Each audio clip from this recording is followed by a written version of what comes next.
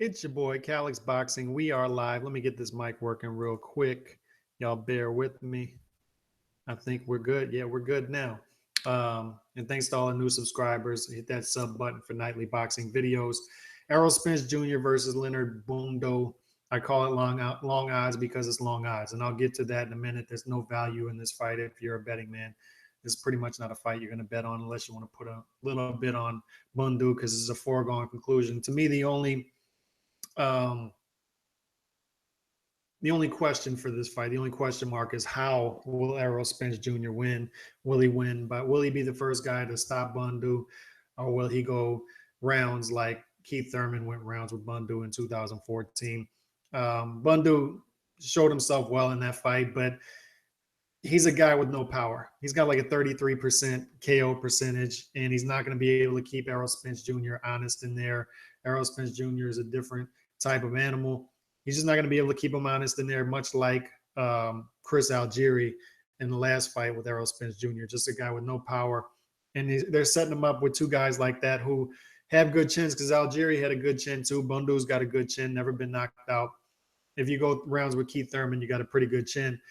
And they obviously want to get rounds with him, give him rounds, give him that experience. He's in 3.5 years now, so they're trying to move him around, move him along swiftly. My frustration with this is Errol Spence Jr. wanted I believe it was Kell Brook fight, right? I think Errol Spence Jr., you know how I am with these belts. I get frustrated, and with frustration comes confusion. But I believe Errol Spence Jr. is ranked number 2 at IBF. So instead of having him fight the top guy, Kell Brook, who was the IBF champion, if I'm not mistaken, in the next fight, that was the fight that they were setting up. And Errol Spence Jr. wanted the fight. He even said it in the post-fight. Instead of doing that fight right away, IBF and all their wisdoms, they told Errol Spence Jr., you have to fight the number 6 guy. I believe he's number 6 or number 7, Leonard Bundu, in your next fight before you can get to Kell Brook.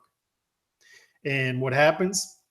We get Errol Spence Jr., who I believe is a 100-1 favorite in this fight against Bundu.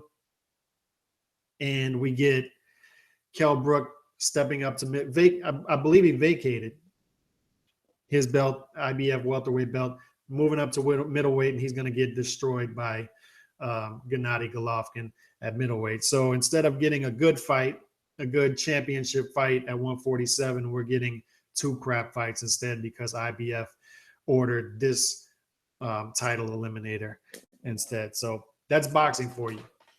But I was looking at the odds earlier. Let me pull them up real quick. I wish I could screen share. I don't know how to do that, but Errol Spence Jr. is minus 10,000 for this fight. Now, for the non-gambling people out there, and I bet on college football, so I know what these odds mean. You have to bet $10,000 to get $100 back for Errol Spence Jr. So that's why I say there's no value. Long odds, you get nothing back for Errol Spence Jr. If you want to go deeper into it and look into if he knocks him out certain round or if it's a draw, which that's not going to happen either, or if he's going to knock him out, what the odds are there, you'd be better off doing that. But no value in picking Spence Jr. to win the fight. Leonard Bundu is plus 1,600. So basically what that means is if you bet 100 on Bundu, you would get 1,600 back if you were to win the fight. So if you want to throw 100 down, if you got 100 to lose to get 1,600 back, or if you want to put 50 up to get 800 back, if that's what you want to do. Basically, you're throwing money away, though, because Errol Spence Jr. is going to win this fight. Like I said, the only question to me is how he's going to do it, and I think he's going to knock him out. I think Bundu, 41 years old, Errol Spence Jr. coming up. He's hungry. He wants to show himself well. This fight's on NBC Sports Network. Not sure how much viewership you're going to get there. It's on Sunday afternoon. The lead-in is the championship game, the gold medal game for the basketball. So USA Basketball will be on. That's a good lead-in for it at least. We'll see if the viewers stick around for the fight. But I think Spence Jr. is going to stop him. I think it'll be probably an accumulation of and they're just going to stop the fight because I don't think Bundu is going to stick around.